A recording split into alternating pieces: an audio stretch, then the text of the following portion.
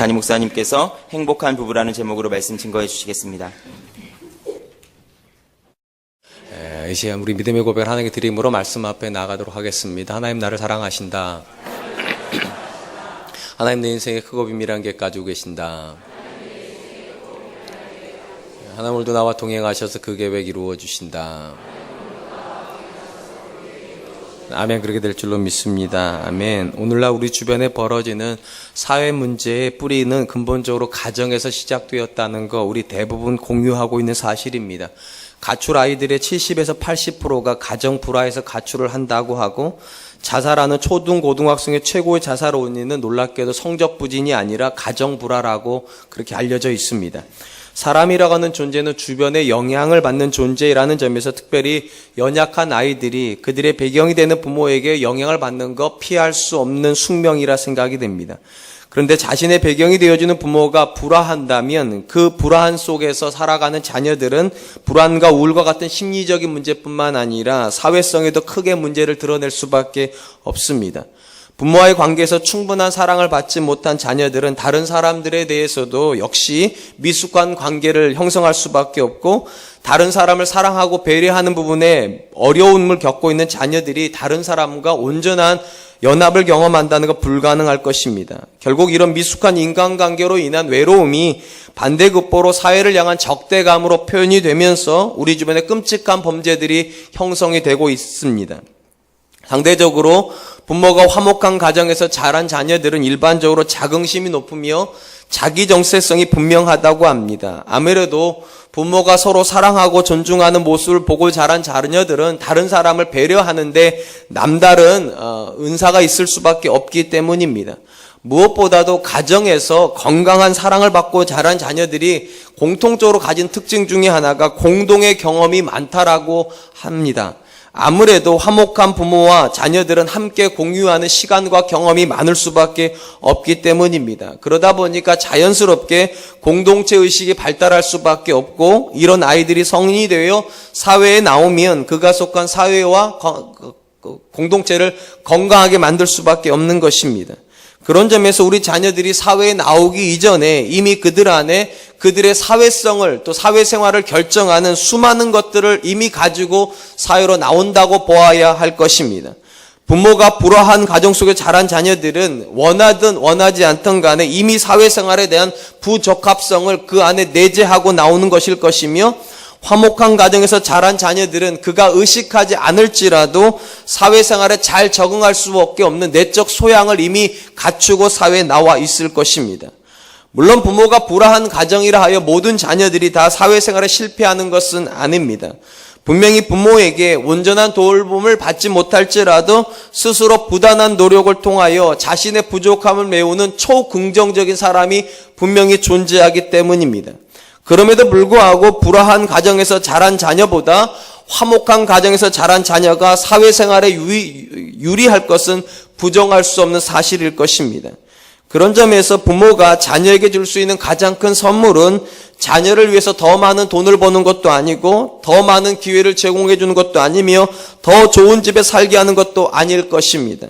물론 이런 것들이 부모가 자녀에게 줄 수 있는 사랑의 표현일 수는 있습니다. 그러나 자녀에게 주는 가장 큰 선물은 화목한 부부일 것입니다.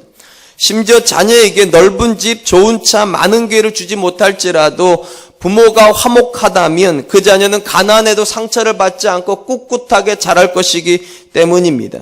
그러므로 모든 부모가 자녀에게 물질적인 풍요를 안겨주는 가정을 선물할 수는 없을지 모르지만 모든 부모는 행복한 부부가 될 수가 있습니다. 그리고 행복한 부부가 되는 것이야말로 자녀에게 줄 수 있는 가장 건강한 선물이 될 것입니다. 오늘 우리가 살펴보게 될 말씀은 가정의 최소 단위인 부부 간에 어떻게 하나 될 수 있는지와 또 어떻게 화목한 가정을 이룰 수 있는지에 대해서 우리에게 교훈을 주고 있는 말씀입니다. 우리가 오늘 본문 말씀을 이해하려고 하면 우리가 이전 시간에 살펴보았던 말씀 중에 21절의 말씀을 좀 기억할 필요가 있습니다. 사도 바울은 성령 충만한 사람이 가지는 네 번째 특징에 대해서 이렇게 말을 했습니다. 에베소서 5장 21절, 그리스도를 경외함으로 피차 복종하라. 오늘부터 3주간에 걸쳐서 살펴보게 될 말씀은 그들의 삶에서 피차 복종하라고 하는 명령을 받은 성도들이 가정과 사회에서 어떻게 복종하는 모습을 보여야 되는가에 대한 구체적인 교훈이라고 보시면 좋을 것입니다. 바울은 먼저 성령 충만한 성인 남녀가 결혼을 하여 가정 안에서 피차간에 복종하는 모습이 어떠해야 되는지를 교훈을 합니다. 구체적인 내용은 순차적으로 살펴보아야 되겠지만 분명한 사실은 아내가 남편에게 복종하는 방식과 남편이 아내에게 복종하는 방식에는 차이가 있다는 것입니다. 바로 이런 이유에서 사도 바울은 부부간에 대해서 획일적인 교훈을 주고 있는 것이 아니라 아내에게 남편에게 각각의 교훈을 주고 있는 것입니다. 먼저 바울은 성령 충만한 아내에게 이렇게 도전을 합니다. 22절 아내들이여 자기 남편에게 복종하기를 주께 하듯 하라. 일단 아내들을 향하여서 남편들에게 복종하라고 하는 이런 말에 대해서 현대 여성분들이 굉장히 불편함을 느낄 것이라고 생각을 합니다. 그러나 제가 앞에서도 분명히 말씀드렸듯이 이 본문은 여성들에게만 복종을 강요하는 말씀은 아닙니다. 모양이 다를지는 모르겠지만 똑같은 강도로 남편들에게도 아내에게 복종하라고 말을 하니까 일단 마음 불편한 것은 내려놓으실 수 있었으면 좋겠습니다. 분명한 것은 이것입니다. 남편들이 아내에게 복종할 거니까 뒤쪽에 나와요. 그러니까 아내들은 마음을 여시고 먼저 이 말씀 앞에 설 수 있었으면 좋겠습니다. 제가 오늘 설교를 하면서 이게 가정에 대한 부분이라 너무 불편할 것 같아서 제 아내에게 먼저 한번 읽어보라고 그랬어요. 그랬더니 제 아내가 아무런 불편함이 없었습니다. 그러니까 여러분들도 없을 줄로 믿고 제가 설교하겠습니다. 바울이 가장 우선적으로 아내가 남편에게 복종하는 모습을 주께 하듯 하라라고 하는 말로 명령을 합니다. 이 말은 결코 남편이 아내에게 주인이란 뜻은 아닙니다. 오히려 이 말은 아내가 예수님을 주로 고백하는 성령 충만한 여성이라면 주께 하던 남편에게도 그렇게 성령으로 충만한 모습을 복종으로 드러내라고 하는 그런 권면으로 받아야 할 것이라 생각이 됩니다. 그런 점에서 오늘 본문 말씀은 절대로 똑똑하거나 현명하거나 많이 배운 여자에게 주는 말씀이 아닙니다.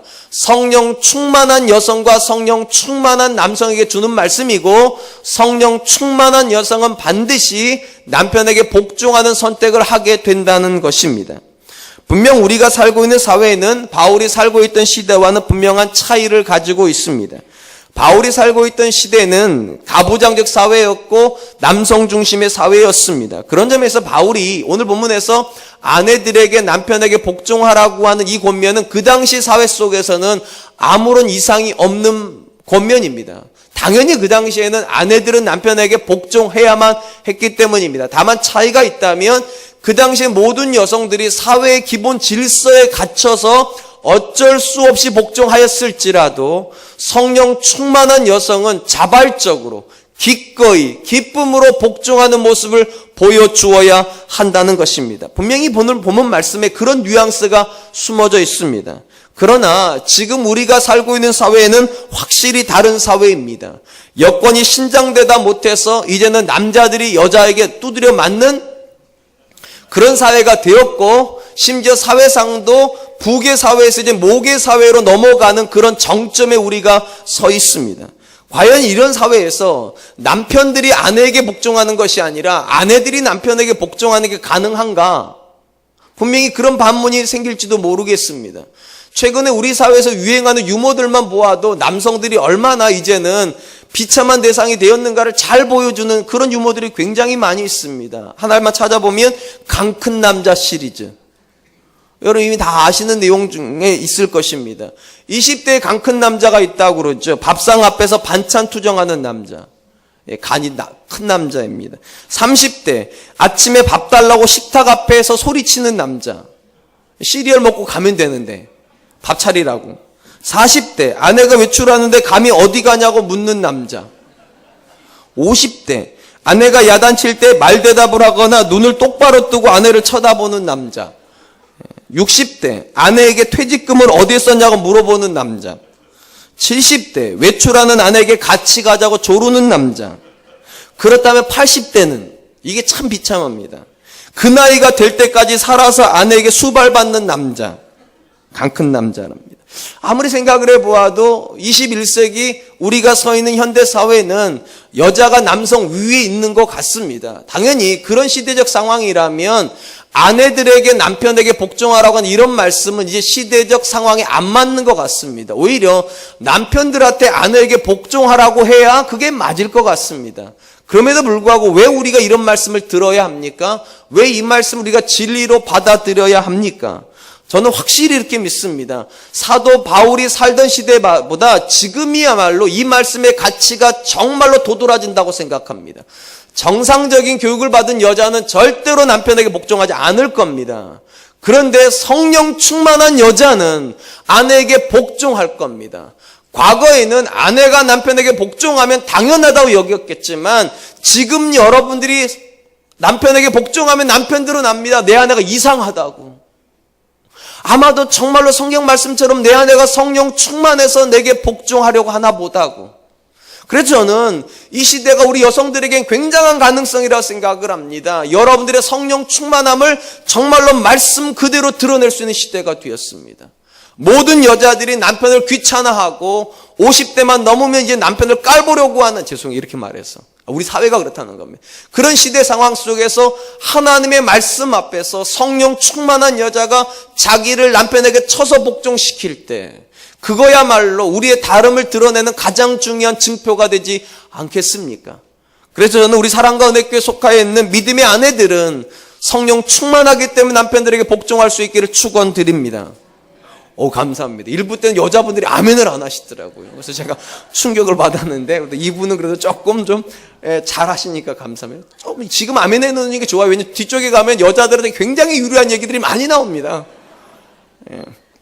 그렇다면 바울은 성령 충만한 여자들을 향해 남편들에게 복종하라고 하는 이유가 무엇입니까? 거기 23절 24절 이렇게 되어 있습니다. 이는 남편이 아내의 머리됨이 그리스도께서 교회의 머리됨과 같으니라. 그가 바로 몸의 구주시니라. 그러므로 교회가 그리스도에게 하듯 아내들도 범사에 자기 남편에게 복종할지니라. 바울이 아내들을 향하여서 남편에게 복종하라고 말하는 가장 중요한 이유는 남편들이 아내의 머리이기 때문이라고 그렇게 말을 합니다.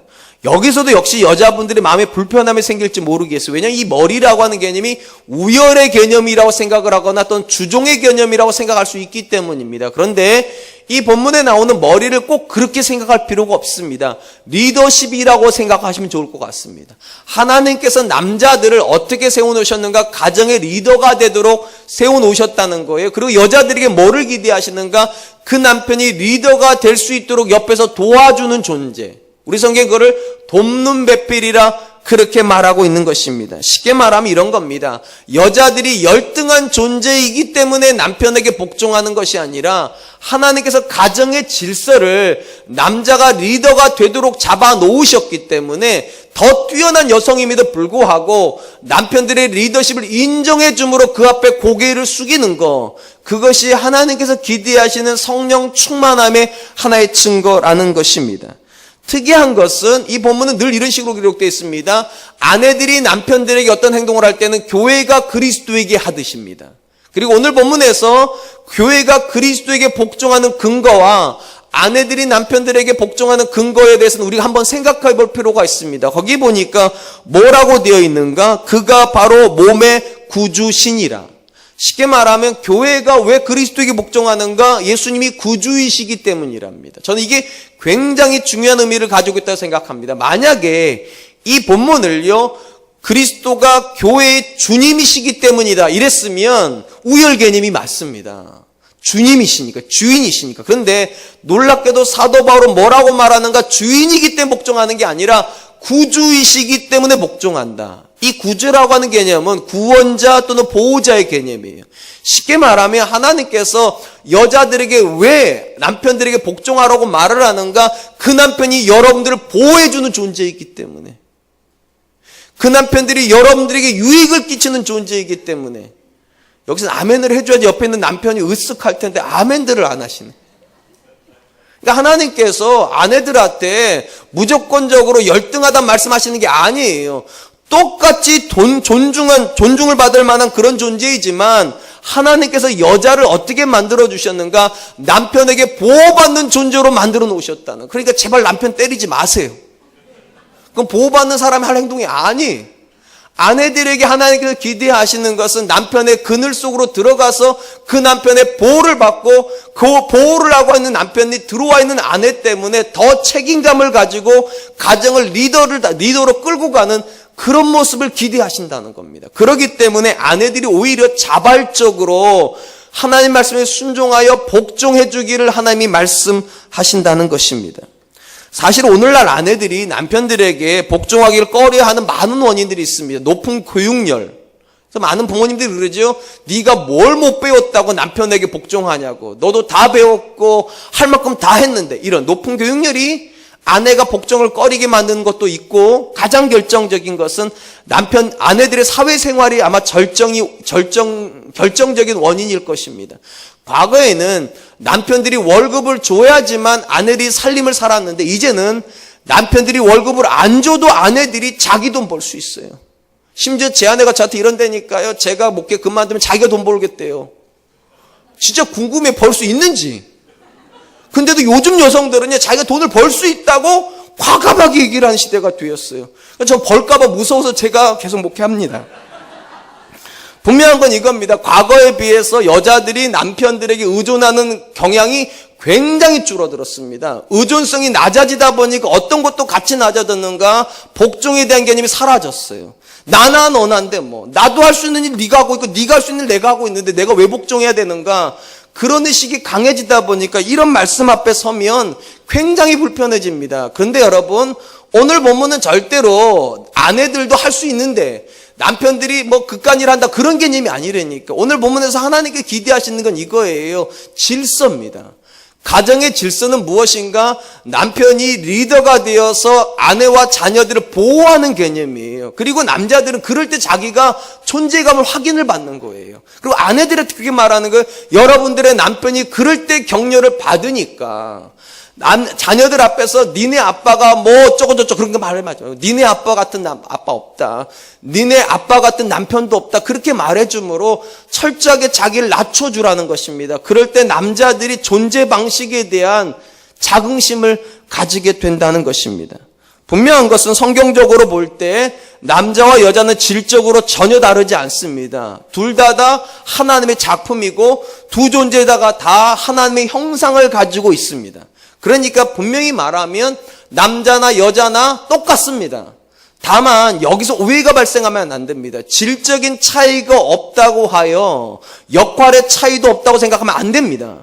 질적으로는 똑같아도 역할에는 차이가 있습니다. 하나님께서 남자에게 기대하시는 역할은 리더의 역할이고 아내에게 기대하시는 역할은 2인자 리더십입니다. 남편을 세워줌으로 내가 빛나는 존재예요. 이게 뒤바뀐다고 뭐 크게 문제가 될 건 없어, 사회적으로는. 그러나 성경의 원리는 문제가 생깁니다, 반드시. 그러니까 하나님께 말씀하시는 거라고요. 아내들이요, 남편들에게 복종하기를 교회가 주께 복종하듯 그렇게 복종하라는 것입니다. 우리 중에는 분명히 남편들보다 더 똑똑한 아내들이 있습니다. 저희 집처럼요. 저 이거 하나도 문제 없습니다. 인정합니다. 제 아내가 저보다 똑똑합니다. 나가서 돈은 더 많이 벌지는 잘 모르겠지만 어쨌든 돈 벌 수도 있어요. 심지어 이 자리에 계신 분들 중에서 더 좋은 학벌, 더 좋은 배경, 더 유능함 가지고 있는 분들 분명히 계십니다. 그럼에도 불구하고 하나님께서 여성들에게 기대하시는 것은 남편보다 뛰어나기를 기대하시는 거 아닙니다. 오히려 여러분 때문에 남편들이 뛰어나지는 것입니다. 뛰어난 여성이 옆에서 참모로 섬겨주고 있기 때문에 내 남편이 더 빛나는 거. 예, 감사합니다. 누가 아멘 해주셨는지. 이럴 때 아멘을 해줘야 됩니다. 사랑하는 성도 여러분, 저는 우리 사랑과 은혜교회에 속하여 있는 믿음의 아내분들은 진짜로 현숙함이 무엇인지에 대한 분명한 그림을 가졌으면 좋겠습니다. 성경이 말하는 현숙함은 여자가 도드라지는 거 아닙니다. 여자 때문에 남자가 도드라지는 거예요. 그건 남자들도 알아요. 내가 나된 것은 아내 때문이지. 아내 잘 만나서 이렇게 된 거지. 그런 말 남자들 다 합니다. 그걸 기대하신다면 오늘 본문 말씀처럼 믿음 안에서 남편들에게 복종할 수 있기를 정말로 축원드립니다. 참 신기한 것은 남자는 여자하기 나름이라는 말은 있어도 여자는 남자하기 나름이라는 말은 없어요. 쉽게 말하면 남자라고 하는 존재는 참 특이하다는 것입니다. 어떤 여자를 만나고 어떤 섬김을 받느냐에 따라서 전혀 다른 존재가 된다는 것입니다. 제가 이 본문 말씀을 준비할 때 과거에 우리 선배 목사님들이 했던 설교 중에 굉장히 인상적으로 들었던 설교가 갑자기 떠올랐습니다. 아마도 그 당시 목사님들도 여자들한테 복종하라고 말하는 게 굉장히 힘들었던 듯 싶습니다. 그래서 어떻게 설교를 했는가? 아내들이요 남편들에게 머리로 인정해야 되는 거 불편하지 말라고, 여러분들은 목이라고. 사실 성경에 그런 말은 없는데 그렇게 설교를 하셔서 쉽게 말하면 머리가 위에 있지만 목이 이걸 받쳐주지만 엄밀히 말하면 머리가 지 마음대로 못 움직여요. 목이 움직여줘야 움직이니까. 목이 밑에 있다고 전혀 불편할 거 없다는 거예요. 머리를 조종하는 건 목이니까. 근데 이게 전혀 틀린 개념은 아닙니다. 이 본문에서 머리라고 하는 것은 절대로 우열 개념이 아니니까 목이 머리를 섬김으로 목을 움직이는 것처럼 똑같이 아내들이 남편을 섬기면서도 얼마든지 자존심 상하지 않고 자아개발도 할 수 있으며 심지어 남편들에게 존중도 받을 수 있다는 거예요. 더더군다나 이 시대는 여건이 너무 신장돼가지고 남편들이 기가 죽어 있는데 이런 사회 속에서 믿음의 아내들이 자기를 쳐서 복종시켜주면 남편들이 얼마나 고마워하겠어요. 옆집은 전혀 그렇게 안 사는데, 같은 직장에 있는 동료들은 전혀 그런 대접 못 받는데 나는 집에서 정말로 내가 머리 같은 대접을 받는다. 그 남편이 이미 사회적 경쟁력이 뛰어나지 않겠습니까? 마음에 평안이 있는데, 마음에 자신감이 있는데. 저는 우리 사랑과 은혜교회가 정말 그랬으면 좋겠어요. 제가 우리나라 인물 중에 가장 존경하는 이 여자 인물이 하나가 있습니다. 평강공주를 제가 굉장히 존경합니다. 여기 제가 왜 평강공주를 존경하는가? 여러분, 온달이 바보였어요. 엄마는 바보로 낳아놨는데요. 그 온달을 장군으로 만들어준 여자가 누군가 아내예요. 엄밀히 말하면 평강공주가 훨씬 뛰어난 여자죠. 이 여자가 칼 들고 나갈 수도 있었을지 모르겠어요. 참 감사한 것은 이 여자가 칼 들고 나가지 않고 자기 남편이 칼 들고 나갈 수 있는 장군으로 준비시켜주죠. 저는 그 여자분이야말로 성경이 말하는 가장 현숙한 여자의 전형이라고 생각을 합니다. 그리고 우리 사랑과 은혜교회 안에 있는 믿음의 아내분들이 그런 분들 되셨으면 좋겠어요. 의기소침해서 들어오는 남편들에게 성령의 충만함을 가지고 당신 할 수 있다고, 내가 당신 믿는데, 내가 당신을 위해서 기도하는데 당신은 충분히 해낼 수 있다고, 그렇게 힘을 주는 그런 아내 되었으면 좋겠습니다. 제가 이 설교를 준비하다가 오늘날 현대사회에서 남편들이 아내에게 가장 듣고 싶어하는 말이 무엇일까가 궁금해졌습니다. 찾아보니까 거의 대동소이하게 이 말이 1등으로 올라와 있었습니다. 당신이 최고야. 제가 이 원고를 제한테 줬다고 그랬지 않습니까? 읽다가 갑자기 저를 딱 보면 이러는 거예요. 당신이 최고야. 아니, 원고대로 써서 저한테 제가 해줬지만 굉장히 기분이 좋았어요. 오늘 설교를 들어가지고 집에 가서 당신이 최고야 하면 남편들이 이럴 겁니다. 목사님이 하라서 하는 거구만. 그렇게 말할지 몰라도 돌아서서 웃는다니까요. 남자들이 가장 듣고 싶어하는 말이 무엇입니까? 당신이 최고야. 왜 이런 말 가장 듣고 싶어 할까요? 사회에서는 그런 말 못 듣기 때문입니다. 사회에서 주로 듣는 말이 무엇입니까? 그거밖에 못하냐고. 그 정도밖에 못하냐. 월급 받아놓고 그거밖에 못하냐고. 이런 소리밖에 못 들어요, 사회에서요. 근데 집에서 와서조차도 아내들이 남편한테 그거밖에 못하냐고. 그 말은 얼마나 괴롭겠어요. 심지어 애들한테 이렇게 말하지. 아빠가 그렇게 말했어? 그런 소리 듣지 마. 엄마가 하는 말 들어. 그런 거 하면 정말 괴롭잖아요. 아빠가 그렇게 말씀했어? 그럼 아빠 말이 맞을 거야. 엄마가 절 몰랐나 봐. 그렇게 말해야지 남편들이 기가 살죠. 근데 뻔한 거예요. 대부분 여자 말이 맞아요. 그래도 아내가 말이죠. 아이들한테 야 아빠 말이 언제 맞는 거 맞냐고 이런 것보다 아빠가 그렇게 말씀하셨어. 그럼 맞을 거야 아빠가. 그게 낫죠. 저는 우리 사랑과 은혜교회 성도님들이 그랬으면 좋겠어요. 사랑과 은혜교회에 속하는 남편들은 우리 사랑과 속하는 아내들 때문에 기가 좀 살았으면 좋겠어요. 내가 말하면 아내들이 맞장구 쳐주고 내가 틀린 것도 아내들이 요즘 말로 애들 말 맞다 쉴드 쳐주고 요즘에 쉴드 쳐준다고 그래. 방어막 쳐준다고. 그랬을 때 이 남편이 느끼는 이 자아감이 얼마나 좋을까. 그리고 알지 않겠습니까? 역시 예수님 믿는 아내는 다르구나. 성령 충만한 여자는 다르구나. 기도하는 아내는 다르구나. 제자훈련 받는 아내는 확실히 다르구나. 그러지 않겠습니까? 감사합니다. 여기까지가 아내들에게 주는 교훈이라면 한편지 사도 바울이 성령 충만한 남자들에게도 주는 교훈이 있습니다. 이렇게 교훈을 하죠. 25절 남편들아 아내 사랑하기를 그리스도께서 교회를 사랑하고 그 교회를 위하여 자신을 주심같이 하라. 제가 앞에서 말씀드린 내용 다시 기억하면 피차 복종하라는 개념에서 나온 말입니다. 쉽게 말하면 이 남편들에게 주는 이 교훈도 남편들이 복종하라고 하는 개념에서 나온 개념이에요. 근데 특이한 것은 아내들한테는 복종하라고 문자적으로 말했는데 남편들한테는 복종하란 말을 안 쓰고 뭐라고 썼는가? 교회를 위하여 자신을 주심과 같이 사랑하라고. 그러니까는 남편들이 복종하는 방식이 무엇인가? 아내를 사랑하는 방식이랍니다. 왜 이렇게 되는가? 이건 시대의 상황을 조금 이해할 필요가 있어요. 앞에서도 말씀드렸듯이 사도 바울이 살고 있던 시절은 남성 중심의 사회였습니다. 당연히 여자는 어떤 존재인가? 남자의 소유물이었습니다. 그러니까 당연히 여자가 남편들에게 희생하는 겁니다. 그건 당연한 거였어요. 그런데 바울이 지금 이걸 역전시켜 놓았어요. 어떻게 해요? 남편들이 아내에게 희생하라고. 자기를 내어주라고. 여러분, 모든 남자들은 그렇게 살지 않았어요. 자기 원하는 대로 첩도 줬고요. 성적인 것도 자기 마음대로 했는데 이 본문에서 바울이 뭐라고 말하는가? 성령 충만한 남자들은 그럴 수 없다는 거예요. 오직 아내에게만 내 모든 것을 내어주고 그리스도께서 교회를 사랑하는 것처럼 사랑하라고 한다면 이거야말로 대단한 복종입니다. 어떤 복종이에요? 나를 쳐야지만 되는 일이에요. 그 당시 남자들이 가지고 있는 모든 권한을 포기하는 거예요. 첩을 들 수 있는 권한을 포기하는 거예요. 성적으로 마음대로 살 수 있는 권한을 포기하고 내 아내에게 모든 걸 주는 거예요. 그러니까 이건 복종이죠. 엄밀히 말하면 앞에서 아내들한테 복종하라는 말은 쉬운 계명이었을 겁니다. 그 당시 사람들에게는. 이 두 번째 계명이 훨씬 어려웠을 겁니다. 근데 사도 바울이 뭐라고 말합니까? 성령 충만하면 반드시 그래야 된다고. 저는 그런 관점에서 성령 충만한 남편들은 아내를 사랑할 줄로 믿습니다. 주변 사람들이 아무리 팔불출이니 뭐라고 그래도 아내밖에 모를 줄로 믿습니다. 그러니까 제가 설교 시간에 아내 얘기하는 거 불편해하지 마세요. 성령 충만함이 증거예요. 아멘. 감사합니다.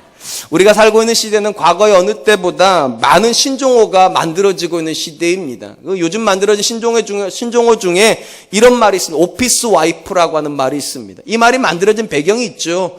과거에 비해서 현대사회에서 여성들이 사회활동이 많아지다 보니까 남자들이 자기 일터에서 동료 여자 직원들을 만날 확률이 많아지기 시작했습니다. 과거에는 남성들끼리만 교감을 나누었는데 이제는 여자들하고도 교감을 나누는 시대가 되었어요. 집에서는 아내에게 일 얘기를 하면 아내가 전혀 이해를 못하는데 직장에서 같이 일하는 여자에게 일 얘기를 하면 너무 잘 이해를 해준단 말이죠. 그래서 아내하고 해야 되는 공감 부분을, 특별히 일에 대한 공감은 직장에는 여성과 한다는 거. 이러면서 나온 개념이 오피스 와이프라는 개념입니다. 물론 여기서 성적인 문제까지 들어갈 수도 있지만 꼭 거기까지 가지 않더라도 심지어 성경적으로 말을 하면 남성들이 직장에서 다른 여성과 심리적인 공감 상태를 가지는 건 불가능하다는 겁니다. 왜냐하면 그건 누구의 몫이냐? 아내의 몫이어야 된다는 겁니다. 아내만 남편이 가지는 모든 감정, 모든 고뇌, 모든 어려움 공유할 수 있어야 돼. 아내가 공유할 수 있어야 돼요. 많은 경우 남편들이 아내에게 뭐라고 말합니까? 당신이 알긴 뭘 알아? 직장 얘기 좀 물어보려고 그러면 모르면서 아는 척 하지 마. 그냥 집안일이나 잘해. 애나 잘 키워. 내가 언제 직장 얘기하라고 그랬어? 우리 주로 이런 식으로 하죠. 근데 이 성경 보면 말씀대로 그건 불가능하다는 것입니다. 왜냐하면 남편들이 공유할 수 있는 모든 감정은 누구랑밖에 공유를 못하는가? 성경적으로는 아내랑밖에 공유 못해요. 당연히 이렇기 때문에 성령 충만한 남편들은 아내랑 많은 이야기를 할 수밖에 없습니다. 직장에 대한 이야기를 할 수밖에 없고 자기 인생의 고뇌에 대한 이야기를 할 수밖에 없고 심지어 직장에서 느끼는 열등감에 대해서도 아내하고 공유해야 돼요. 그것이 성령 충만함의 증거이기 때문입니다. 그러므로 우리 사랑과 은혜께 속하여 있는 남성들이요, 대화를 하세요. 아내들이랑 커피를 마시면서 대화를 하십시오. 자녀에 대한 이야기도 하시고 직장에 대한 이야기도 하시고 미래의 불안에 대한 이야기도 하십시오. 그래서 여러분들의 아내가 여러분의 제목을 가지고 하나님 앞에 와서 하나님, 내 남편이 이런 제목으로 너무 어려워합니다. 하나님 도와주십시오. 요즘 정말 철없는 아내들이 많습니다. 왜 철이 없는가? 기도하라면 뭐라고 말하면 기도할 제목이 없대요. 왜 기도할 제목이 없을까요? 이유는 딱 하나죠. 남편들이 아무 말 안 하니까요. 자기 인생의 고뇌에 대해서 전혀 오픈을 안 했으니까요. 직장에서 만나는 어려움에 대해서 전혀 아내한테 말을 안 했으니까 아내들은 몰라요. 남편들이 웃고 들어오면 진짜 좋은 줄 알고. 그래서 퇴직을 했는데도 여전히 아내한테는 퇴직했다는 걸 숨기고 옷 다 입고 탑골공원에 가가지고 하루 종일 앉아있다 오면서도 그 안에는 기도 제목이 없대요. 이건 절대 성경적이지 않습니다. 누가 성령 충만한 사람입니까? 자기를 오픈하는 사람입니다. 남편들이 아내에게 자기를 오픈해 주는 것이 성령 충만함이고, 감정을 공유하고 사랑을 공유하고 심지어 기도 제목을 공유할 수 있어야 그것이 남편의 성령 충만함의 증거입니다. 우리 사랑과 은혜교회 남자들은 그럴 수 있었으면 좋겠습니다. 아내에게 나를 오픈하는 걸 두려워하지 마세요. 하나님께서 그렇게 하라고 지금 말씀하고 계시는 것입니다. 특별히 사도 바울은 그리스도께서 교회에게 하듯 남편들도 아내에게 그렇게 해야 된다고 말씀하시면서 예수님께서 교회에게 어떻게 하셨는가를 이렇게 말씀하십니다. 26절 27절입니다. 이는 곧 물로 씻어 말씀으로 깨끗하게 하사 거룩하게 하시고 자기 앞에 영광스러운 교회로 세우사 티나 주름 잡힌 것이나 이런 것들이 없이 거룩하고 흠이 없게 하려 하심이라. 거기 밑줄을 하나 그어 놓으셨으면 좋겠는데요. 자기 앞에 영광스러운 교회로 세우사. 이 부분에 밑줄을 그어 놓으셨어요. 쉽게 말하면 예수님께서 왜 교회에게 자기를 다 내어주시기까지 사랑하셨는가? 교회를 존귀하게 만들어 주려고요. 그리고 이 말을 남편들에게 대입하면 이렇게 되는 겁니다. 남편들이 아내를 왜 사랑해야 되는가? 그 아내가 나 때문에 존귀해지게 하려고요. 여기서 중요한 개념이 하나가 나옵니다. 남성들에게 있어서 가정, 특별히 남성들에게 여자는 어떤 가치를 가지는가? 여자들은 남성들이 성공하기 위한 걸음인가? 배경인가? 아닙니다. 오늘 본문 말씀으로 말하면 남성들의 존재의 목적은 딱 하나입니다. 아내를 존귀하게 만들어주는 것이요. 쉽게 말하면 내 아내가 나랑 살았기 때문에 다른 사람들한테 이런 얘기 들어야 된다는 거예요. 결혼 잘하셨다고. 엄마가 딸한테 이런 얘기를 해야 돼. 너 그 정서방 진짜 잘 만났다고. 저희 집안 얘기예요. 정서방. 내가 낳은 딸도 근사했지만 정서방이랑 사는 네가 더 근사해졌다고. 하나님께서 그런 얘기 들을게 하라는 거 남자들한테요. 사랑하는 성도 여러분, 그런 관점에서 따지고 놓고 보면 성경의 말씀은 전형적으로 여성 중심입니다. 아내들을 빛나게 해주는 역할을 남자들이 해야 되는데 우리는 거꾸로 배웠잖아요. 사회생활을 할 때 어릴 때 뭐 때문에 열받았습니까? 아내들이 남편을 빛나게만 해줘야 돼. 그런 생각만 했는데 이 본문은 그게 아니에요. 그리스도께서 교회를 존귀하게 만들어줬던 것, 흠도 없고 티도 없이 그렇게 건강하게 만들어줬던 것처럼 성령 충만한 남자들은 아내들을 그렇게 만들어준답니다. 의심의 여지가 없이 어떤 여자가 존귀한 여자일까요? 어떤 여자가 자기가 존귀하다고 느낄까요? 사랑받는 아내일 겁니다. 남편에게 사랑도 안 받았는데 자기가 존귀하다고 느끼는 여자는 없어요. 바깥에서 아무리 인정을 받아도 남편에게 인정받지 못한 아내는 불쌍한 여자죠. 그런 거 아닙니까? 그래서 오늘 보면 이렇게 말하는 거 사랑해 주라고. 사랑받는 아내라야 자기를 존귀한 여자라고 생각할 때니까. 엄밀히 말하면 이 자리에 계신 분들 중에 대부분 여성분들이 전업주부 아닙니까? 애들이 엄마한테 뭐라고 말해? 우리 엄마는 무능한 여자인 거. 우리 집 애들이 그래요. 돈 못 벌어온다고. 집에서 설거지나 하고 자기들 옷 빨아주고 신발 빨아주고 방 청소나 하니까 허드렛 일 하는 여자인 줄 알아요. 애들이 그래요. 근데 같이 사는 남편조차도 그렇게 말을 해버리면 그 존경은 어디서 돼야 됩니까? 참 놀라운 건 성경이 뭐라고 말하는가? 남편들은 아내를 어떻게 해줘야 된다고요? 존귀하게 만들어줘야 된다고요. 아내들이 느껴야 된다는 건 내 남편이 나를 사랑한다는 것을. 그리고 그럴 때만 이 여자는 행복해지지 않겠습니까? 저는 세상에서 가장 행복한 여자는 사랑받는 여자라고 생각합니다. 가장 불행한 여자는 어떤 여자인가? 잊혀진 여자예요. 남편에게 분명히 내가 아내인데 내가 아내인 게 잊혀져 버린 여자예요. 그냥 살림이나 하는 여자로 돼버리는 거 참 불행하지 않습니까?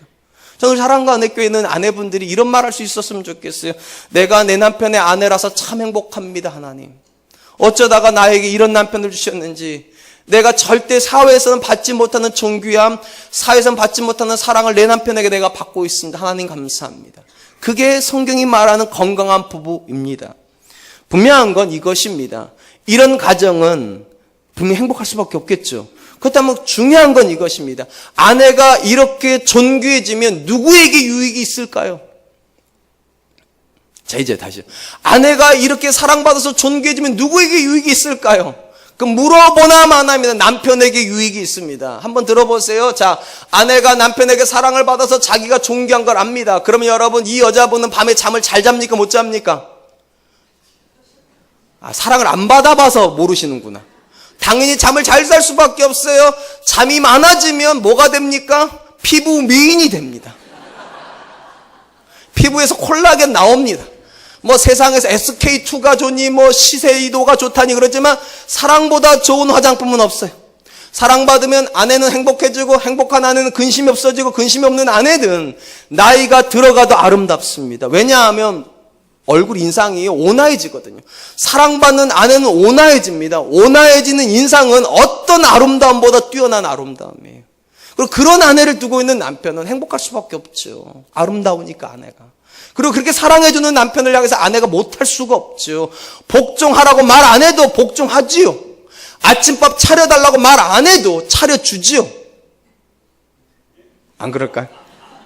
그러니까 엄밀히 말하면 이 본문 말씀은 굉장히 연결이 돼 있지만 또 중요한 건 이것입니다. 내가 아내를 사랑하고 내가 남편에게 복종하는 건 궁극적으로 다 나를 위한 행동이 되는 겁니다. 다 나를 위한 행동이 돼요. 그래서 바울이 이렇게 말하는 거 28절에 이와 같이 남편들도 자기 아내 사랑하기를 자기 자신과 같이 할지니 자기 아내를 사랑하는 자는 자기를 사랑하는 것이라. 참 놀라운 비밀이죠. 내가 아내를 사랑했을 뿐인데 말씀에 따라서 아내를 사랑했더니 내 아내가 존귀해지고 존귀한 아내가 행복하니까 자식들에게도 잘하고 나한테도 잘하니까 어느 날 보니까 내가 왜 이렇게 좋은 거예요 내가. 나는 그냥 말씀대로 그냥 살았을 뿐인데. 그래서 성경을 진리라고 부르는 겁니다. 분명한 건 이것입니다. 남편의 역할과 아내의 역할은 확실히 다릅니다. 아내를 향해서 하나님께 기대하시는 것은 복종을 기대하시고 남편에게 기대하는 것은 사랑을 기대합니다. 근데 이 두 가지는 연결이 되어 있어요. 아내가 남편에게 복종을 하면 그 남편은 아내를 사랑할 수밖에 없어요.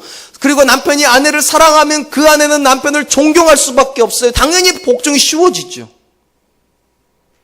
그러므로 누가 먼저 할 거 없습니다. 당신이 먼저 해라, 내가 먼저 할 필요 없어요. 하나님 말씀 앞에서 여러분들이 내가 더 성령 충만하다고 믿으신다면, 아내가 그렇게 믿으시면 먼저 복종하시고, 남편들이 더 성령 충만하다고 생각하면 먼저 사랑하세요. 저희 집은 제가 먼저 사랑하고 있다니까요. 물론 제 아내한테 이 부분은 안 물어봤습니다. 근데 제가 그렇게 생각을 한다 뿐입니다. 제가 요즘 마음이 정말로 좋아요. 그 어느 때보다 제 마음이 너무 좋아요. 하나님께서 정말 이 땅에 저밖에 없는 것처럼 사랑하시는 것 같아요. 그러다 보니까 제가 제 아내 사랑하는 게 너무 쉬워져요. 확실히 그런 것 같아요. 성령 충만해지면 사랑하는 게 쉬워집니다. 성령 충만하면 사랑을 받아들여지는 게 쉬워집니다. 그러니까 성령 충만하다고 여러분이 믿으신다면 여러분이 먼저 하세요. 그럼 반드시 그것이 선순환을 일으키게 될 줄로 믿습니다.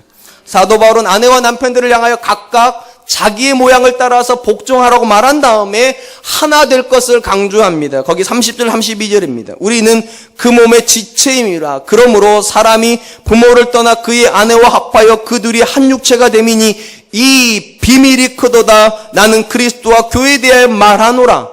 여러분, 여기서 사도 바울이 뭐라고 말하는가? 너희가 그리스도의 몸의 지체라고 말을 했습니다. 이 말은 중요한 건 이것입니다. 우린 지체라는 말은 내가 주인이 아니라는 말입니다. 우리가 그리스도의 몸의 지체라는 말은 우리의 주인은 주님이라는 겁니다. 하나님이세요. 당연히 내가 원하는 결혼생활을 할 수 있습니까? 없습니까? 없습니다. 주인이 하나님이시기 때문에 하나님이 원하는 결혼생활을 해야 되고 그 결혼생활 모습을 지금 말했어요. 그리고 뭐라고 말했는가? 이것이 비밀이랍니다. 이게 중요해요. 왜 비밀이냐? 부부생활 안에 뭐가 들어가 있는가? 교회와 그리스도의 관계가 들어가 있다는 거예요. 쉽게 말을 하면 행복한 부부생활을 못한 사람은 절대로 그리스도를 온전히 이해 못한답니다. 왜 그런가? 잘 생각해 보세요. 부부의 하나됨은 비밀입니다. 그런데 이 비밀을 경험하지 못한 사람은 다른 사람과 절대로 하나 못 됩니다. 하나님께서 나를 사랑해서 주신 사람도 내가 받아들이지 못하는데 내가 누구를 받아들입니까? 교회는 근본적으로 공동체 아닙니까? 근데 나와 아내가, 나와 남편이 하나 되지 못했는데 내가 다른 누군가를 사랑한다? 그건 거짓말이라는 거예요. 여러분 잘 아시다시피 성경에 나오는 대부분의 개념은 어디서부터 출발하는가? 가정에서부터 출발합니다. 우리가 하나님을 누구라고 부릅니까? 하나님 아버지라고 부릅니다. 그리고 우리를 향해서 성경에 뭐라고 말합니까? 자녀라고 부릅니다. 그리고 교회를 뭐라고 부릅니까? 신부라고 부릅니다. 예수님 누구라고 부릅니까? 신랑이라고 부릅니다. 다 가정과 관련된 개념이에요. 쉽게 말을 하면 가정에서 그 단어를 어떻게 배우느냐에 따라서 신앙의 모양이 완전히 달라진다는 거예요. 누군가가 아버지에게 학대를 받고 자랐습니다. 근데 교회 왔더니만 이렇게 말해. 하나님 아버지래요. 그 말 부르고 싶겠습니까? 부르고 싶지 않을 거예요. 그래가지고 이단이 나왔잖아요. 하나님 어머니 하나님. 어머니 하나님에게 학대받는 일은 별로 없으니까 사실은. 사랑하는 성도 여러분, 내 자녀가 하나님을 온전히 만나기 위해서 가장 중요한 개념이 무엇입니까? 아버지의 개념이에요. 우리 아내들이요, 하나님의 사랑을 느낄 때 가장 중요한 개념이 무엇일까요? 신랑에 대한 개념이에요. 신랑에 대한 개념. 신랑이 나를 사랑해 준다는 이 느낌이 있는 사람은 예수님이 나를 사랑한다는 게 어떤 느낌인지 알아요. 남편들이요, 예수님을 만날 때 어떤 개념이 가장 중요한 줄 아십니까? 복종의 개념이에요. 아내들이 나한테 복종한다는 개념을 이해할 때 내가 주님께 복종한다는 게 어떤 건지를 알아요. 그러니까 쉽게 말하면 가정이 무너지면 절대로 신앙은 건강해질 수가 없어요. 남편과 아내의 관계가 무너지면 절대로 가정 건강해질 수가 없어요. 그러므로 사랑하는 성도 여러분, 가정을 세우십시오. 그리고 그 가정에서도 가장 중요한 게 남편과 아내의 관계입니다. 사랑하는 성도 여러분, 여러분의 남편들은 이렇게 말을 합니까? 하나님 감사합니다. 내가 저런 여자를 만날 수 있다는 건 내 생애 가장 큰 선물입니다. 그렇게 말합니까? 여러분의 아내들이 이렇게 말합니까? 내가 여자라서 너무 행복합니다. 나는 사랑받는다는 게 이렇게 행복한 것인지 내 남편을 만나고서 알았습니다. 우리 자녀들이 이렇게 말을 합니까? 하나님, 우리 엄마 아빠는 너무 행복한 것 같아요. 나도 우리 아빠 같은 남편 만나고 우리 엄마 같은 아내 만나게 해주세요. 나도 우리 엄마 아빠처럼 살고 싶습니다. 그렇게 기도합니까? 그것이 우리가 줄 수 있는 가장 큰 선물이라 저는 믿습니다. 우리 가정이 그럴 수 있었으면 좋겠어요. 남편들은 아내들 때문에, 아내들은 남편 때문에 행복하다 말하는 그런 가정 될 수 있기를 축원드립니다. 이제 말씀을 맺겠습니다. 하나님께서 한 사람에게 주신 가장 귀한 선물은 저는 배우자라고 믿습니다. 왜냐하면 성경적으로 말하면 이 배우자는 비밀이에요. 여러분, 아담이 하와를 만든 거 아닙니다. 하와가 아담을 선택한 거 아닙니다. 하나님께서 아담을 만드시고 하나님께서 하와를 만드셔서 두 사람을 만나게 하셔서, 쉽게 말하면 결혼은 사람의 선택이 아니라 하나님의 선택입니다. 그리고 이 사실을 여러분 인정하신다면 여러분 마음대로 부부생활하면 안 됩니다. 오늘 본문에 있는 말씀대로 하셔야 돼요. 하나님께서 제시한 원리는 딱 하나입니다. 피차 복종하는 거예요. 그런데 복종하는 모습은 좀 차이가 있습니다. 아내들은 남편들에게 자기를 낮춤으로 복종을 합니다. 남편들은 아내에게 자기를 쏟아줌으로, 사랑함으로 복종을 합니다. 그리고 이 두 존재가 그렇게 복종을 하면 압니다. 내가 얼마나 존귀한 사람인지를. 그리고 그 존귀함을 가지고 하나님 앞에 나오면 어떻게 됩니까? 감사해요, 하나님이요. 너무 좋아요. 내게 그런 남편 주신 하나님, 내게 그런 아내 주신 하나님 너무 감사하지 않습니까? 그리고 그런 가정에서 자라는 자녀들은 하나님이 멀리 느껴질 수가 없어요. 하나님이 내 아버지시니까. 저는 우리 사랑과 은혜 교회가 그런 가정되었으면 좋겠어요.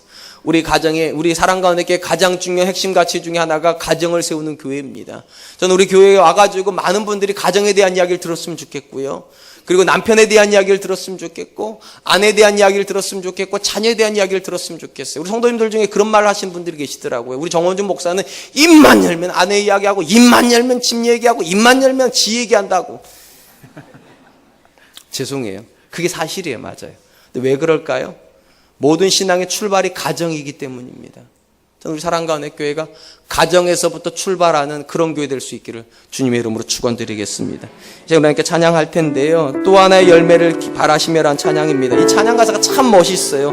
감사해요. 깨닫지 못했는지 내가 얼마나 소중한 존재라는 걸. 아내를 만나고 나서 남편들이 이렇게 말했으면 참 좋겠어요. 하나님, 내가 이렇게 귀한 사람이라고 내 아내 만나고 처음 알았습니다. 우리 아내들이 이렇게 말할 수 있었으면 좋겠어요. 하나님, 살아가면서 느끼는 거지만 하나님, 내가 이렇게 귀한 사람이라는 거 진짜 몰랐는데 내 남편 때문에 내가 알아갑니다. 사랑받아서 너무 행복합니다. 나도 누군가에게 그렇게 사랑을 주고 가치를 부여하는 그런 사람 되게 해주시면, 찬양이 그런 내용입니다. 이 찬양 부르면서 하나님, 내가 또 하나의 열매를 맺기 위하여서 나를 복종시킬 수 있는 그런 사람 되게 해달라고 우리 하나님께 찬양하도록 하겠습니다.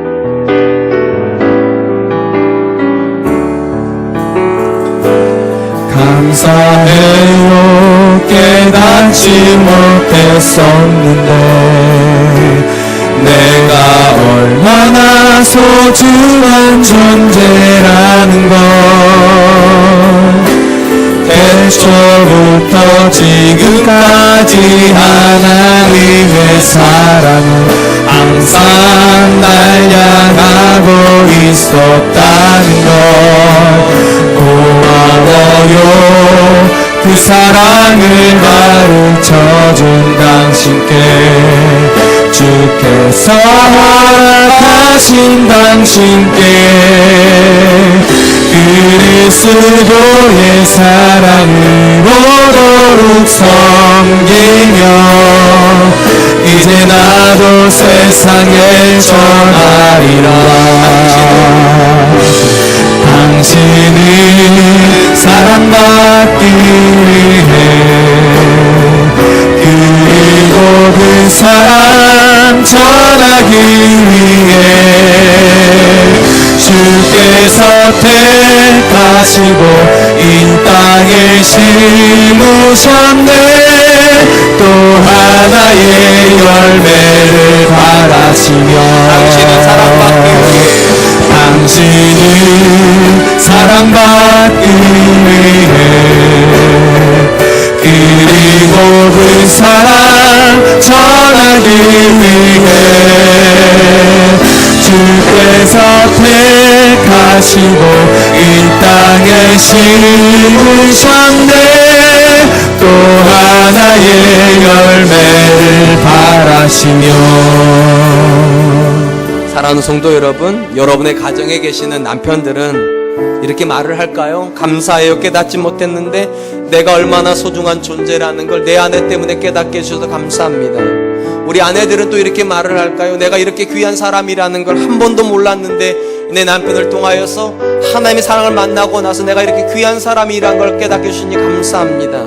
정말 그랬으면 좋겠고 우리가 그런 사람 되게 해달라고, 하나님 나를 사용하게 해달라고. 여러분이 아내이시면 하나님께 기도합시다. 하나님 내가 남편에게 복종하는 사람 되게 해주십시오.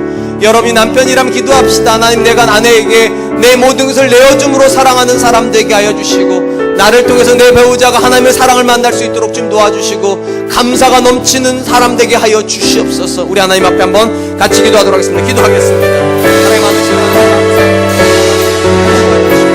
하나님 말씀 앞에서